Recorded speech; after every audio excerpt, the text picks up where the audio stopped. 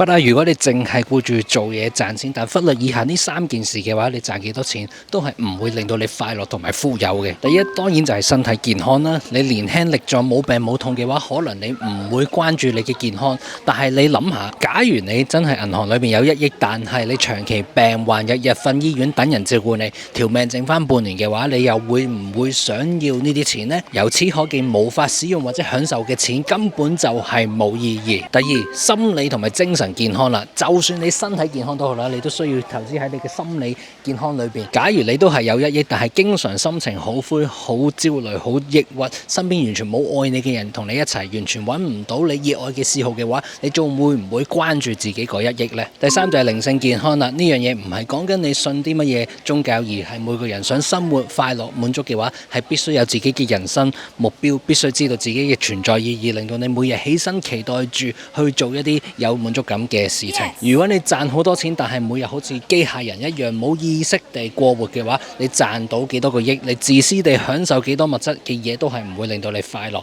因為快樂嘅人係需要有意義，知道自己嘅生命正面地影響緊其他生命嘅。只有你先做好呢3樣嘢，你賺嘅錢先至會令到你真正快樂，你先至會真正過住一種富裕嘅生活。